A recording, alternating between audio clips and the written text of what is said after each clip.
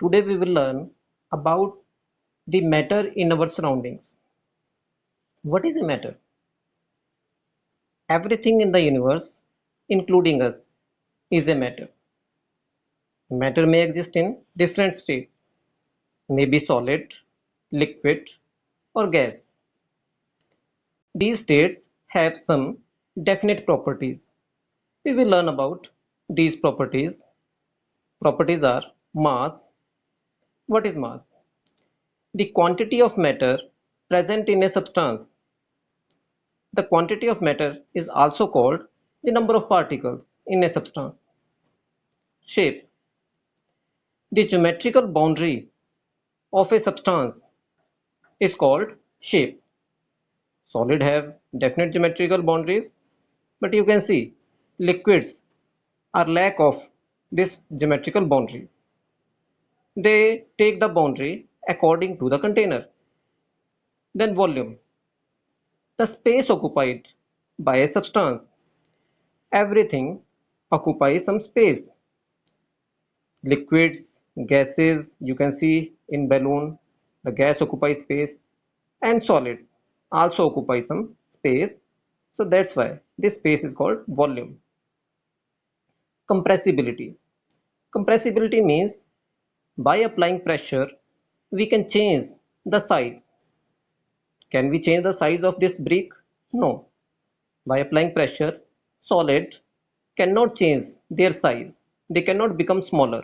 So that's why solid are incompressible. And this property is called compressibility. But this compressibility is found only in liquids and gases. Fluidity. The substance can flow, but only these two substances, either liquid or gas, they can flow. Solids cannot flow. Rigidity. Rigidity means the tendency to remain on its own position. You can see the particles of this brick are rigid to their position, means if we apply pressure, we cannot change the position of particles. So that's why the particles of solid are rigid, while in case of liquids and gases, particles are not fixed to their positions. That's why they are not rigid. Then diffusion. Diffusion means to intermix with each other. Here we take an example such as mango juice. We have taken mango juice in it, and if we add milk, we will find that the particles of mix will uniformly mix with the particles of mango juice. Means this is intermixing of two particles, two type of particles. This is called diffusion. Space between particles. This is the next property. We know that every substance is made of particles, but there may be some space or lack of space between particles.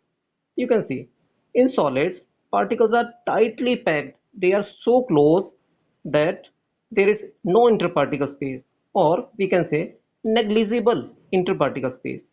But in liquids and gases, interparticle space is higher. Then the next is interparticle force. You can understand. Here the interparticle force in case of solids is very high. But in liquids, this force is less. That's why particles are not fixed or combined to each other. They may flow.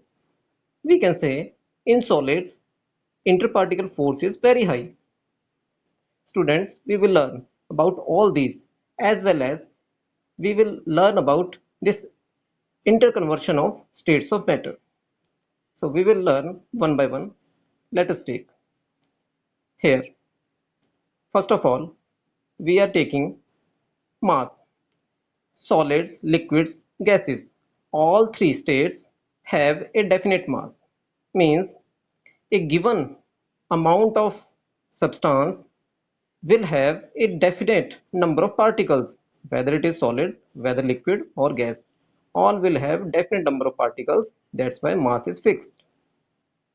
Next is shape. In solids, the shape is fixed because of definite geometrical boundaries. You can say, see here, the cubical boundaries are there. So it has a definite shape. But in liquids and gases, the shape changes according to container. Next is volume. You can see the substance in solid state occupy a definite volume. Liquids also occupy a definite volume. Means if we take 100 ml of water and transfer this water into other container, it will remain 100 ml. Means the volume will not change. Volume will remain fixed. Changing of container doesn't affect. But in case of gases, there is some correction. In case of gases, volume is not fixed. The gas spread according to available volume. If we keep a gas in bigger container, it will spread. So volume will change. The next is compressibility. You know, solids are incompressible. Liquids and gases can be compressed. Liquid can be compressed little, but gases are highly compressible. You know the reason behind it. The reason is that interparticle space is high in case of gases, so they can be placed together, or by pressing they can be brought, particles of gas can be brought together. Next is fluidity. The solids cannot flow, but liquids and gas can flow. You can see here. Next, rigidity. We can see here solids are rigid, but liquids and gas are not rigid because particles of liquid and gas can flow, but particles of solid cannot flow. That's why solids are rigid. Diffusion. Solid cannot show any diffusion because interparticle space is very less. But in liquids, this diffusion is possible. You can see here we have put some drop drops of ink in water, and after some time these drops of ink spread uniformly throughout water, so we can say diffusion is here. But in case of gases, this diffusion is very high. Next is space between particles. To see the space, see here, solids are closely packed, so interparticle space is negligible. But here liquids and gases have some space. You can see here interparticle space is high. Similarly, force of attraction, where it will be heavier, the strong force of attraction will be in solids, but in liquids this force of attraction will be less. Now we will discuss these with the help of some examples. See here, solids.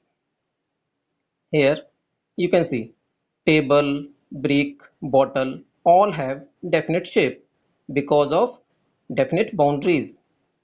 Okay, all of these have definite geometrical boundaries and fixed shape. The next is fixed volume. Every substance here, that is a brick, table, all these substances have a definite volume. Why? Because you can see here the interparticle space is very less and they have occupied minimum volume. Now this is called minimum or fixed volume. So solids have fixed volume. Compressibility. Solids are less compressible. If we apply some force, we cannot bring these particles much together. They will remain at their positions. That's why they are incompressible. Rigidity is also due to this reason, that particles are fixed and cannot be made to flow. The next, liquids. In liquids, we will take these examples. Not definite shape. Liquids don't have definite shape. You can see here. According to the shape of container, liquid is changing its shape, taking conical shape, or big cylindrical shape. Next, volume. Volume is fixed. I have told you 100 ml water will remain 100 ml whether put in this container or in other container. The next is compressibility. If we take water and compress it, what do you think? We can compress it a little. थोड़ा सा pressure इस पे लगा सकते हैं और pressure लगाने से पार्टिकल्स थोड़े क्लोज आ जाएंगे जिसके कारण इंटर पार्टिकल स्पेस थोड़ा कम हो जाएगा. Means due to vacant space the liquids are little compressible. The next, not rigid. The liquids are not rigid. The liquids can be seen here. They can easily flow. That's why there is property of fluidity. Next, we are taking gases. You can see there are different containers. Each of these containers have the gaseous molecules and they are moving around. In gases, the motion of particles is very high. That's why they are moving around. High compressibility. We can compress highly. These gases can be compressed highly. आप इसी property का use करते हैं जब किसी cylinder में LPG gas को compress करके भरा जाता है तो यही कंप्रेसिबिलिटी वाली प्रॉपर्टी यूज की जाती है. Next is not rigid. Gases are not rigid because the particles can easily flow. Let us take the next, diffusion. Diffusion is very important property. We can see in solid diffusion is negligible. आप देख सकते हैं particles इतने closely packed हैं कि उनमें inter particle space बिल्कुल ना के बराबर है. मोर ओवर इन पार्टिकल्स का मोशन भी ना के बराबर है. और डिफ्यूजन के लिए ये जरूरी है कि दो सॉलिड्स के पार्टिकल्स आपस में मिक्स हों. तो इंटर पार्टिकल स्पेस कम होने के कारण they will not mix easily. But these solid can mix in liquids easily. Means diffusion in liquids is possible. And diffusion of gases or gas in liquid is also possible. You may have seen aquatic animals using oxygen for breathing, and this oxygen is diffused in water which is used by these animals. So we can say diffusion is highest in gases and lowest in solids. Another important property of gases is that they exert pressure on the walls of container. We know that the particles of gas are not at rest. They are in high motion.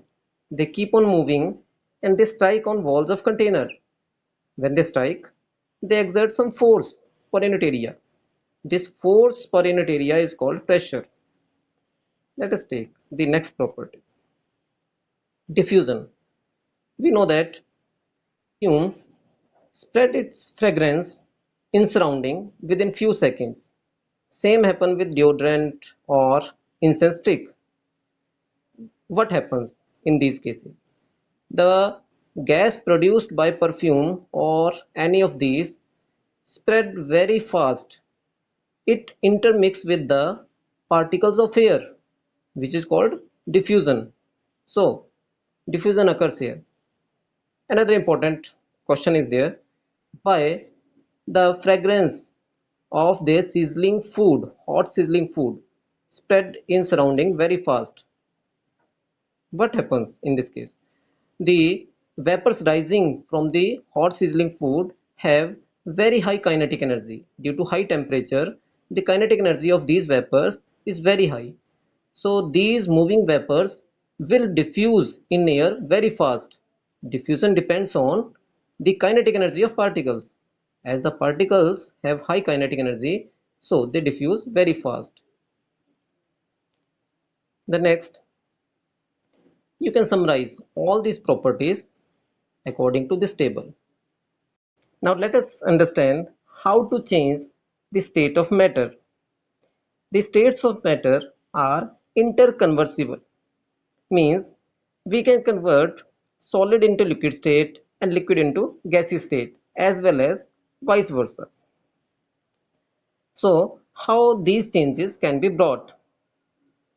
These changes can be brought either by changing temperature or by changing pressure. Today we will learn about change of temperature to bring a change of solid state into liquid state. So let us start. Here you can see effect of change of temperature. When you will heat solid, it will melt and convert into liquid state. And same will happen with liquid. Liquid after heating change into gas. Now, the process of converting solid into liquid state is called melting. This process is also called fusion. Now, the temperature at which the solid change into liquid state, that temperature is called melting point. You must have heard about the melting point of ice is 0 degree Celsius. What does this mean? This means that melting point means the temperature at which the liquid is formed, okay, or solid is melted. But this happens at atmospheric pressure. If we change the surrounding pressure, the melting point may increase or decrease according to available pressure. The next is the process of melting can be understood in following steps. You can see here the temperature of solid is 10 degrees Celsius. It is minus 10, sorry. The temperature is minus 10 degrees Celsius.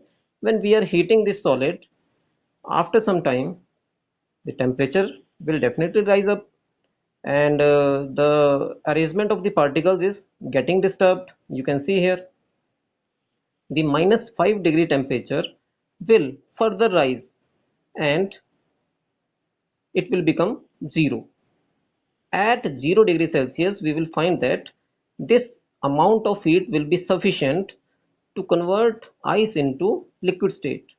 So the solid will start to convert into its liquid state. Now we can see here when solid change into liquid state, the temperature remain constant. And what is the reason behind it? We have to understand it. Ice is melting and you can see the temperature of ice is 0. The water formed will also have the temperature of 0 degree Celsius. We will understand why the temperature remain constant till whole of the solid convert. Latent heat of fusion is defined as the amount of heat absorbed by the substance, by the solid state of the substance to convert into liquid state. तो जो heat ये substance absorb करती है वो हमें temperature के rise की form में नहीं दिखेगी, टेम्परेचर की फॉर्म में नहीं दिखेगी। मींस अगर टेम्परेचर पहले 0 डिग्री था, पानी का टेम्परेचर भी 0 ही रहेगा till whole of the ice convert into liquid. Now there is a question. The water and ice both have temperature of 0 degree Celsius. Which of these will have higher energy? I think water will have higher energy and you must be agree with it. Let us find how. जो पानी है वो कैसे बना था? Ice के melt होने से बना था। आइस पानी में कन्वर्ट होने के लिए कुछ हीट एब्जॉर्ब करती है जिसको लेटेंट हीट कहते हैं। Where has this latent heat gone? Actually, ice has absorbed the latent heat and convert this latent heat in other form, that is kinetic energy of particles. So the energy of the particles has increased. So that's why water will have higher energy. Let us take the last topic, temperature. Every substance has its own temperature and we can measure this temperature in 3 degrees: degree Celsius, degree Fahrenheit और Kelvin. Keep in mind Kelvin के साथ degree नहीं होती है, it is absolute scale, that's why no need of degree. Now you must have heard our body temperature is 37 degrees Celsius, but in Fahrenheit This temperature is 98.6. How can you convert it? I'm telling you formula. Just try it and find it. The formula to find the value of temperature in F is F equal to 9 by 5 into C plus 32. Okay, just use this formula. Uh, Another unit of temperature is Kelvin. It is SI unit, and in this chapter we will discuss only about this Kelvin. This is the formula to find the temperature in Kelvin or to convert Kelvin into degree Celsius. What you can do, मान लीजिए अगर आपके पास temperature 0 degree Celsius में है, कोई भी temperature है degree Celsius में है, तो आप डिग्री सेल्सियस की वैल्यू यहाँ रखेंगे और अगर केल्विन में निकालनी है वैल्यू तो क्या करेंगे, -273 इस साइड आके प्लस हो जाएगा. सपोज 10 डिग्री सेल्सियस, तो 10 में 273 प्लस करके केल्विन में आंसर आ जाएगा. और अगर आपको सेल्सियस में वैल्यू निकालनी है then you will place the value of temperature in kelvin here. Suppose temperature दिया है 300 केल्विन, तो आप 300 यहाँ लिखेंगे, 300 minus 273, you will find the answer 4 degree Celsius. Okay, thank you.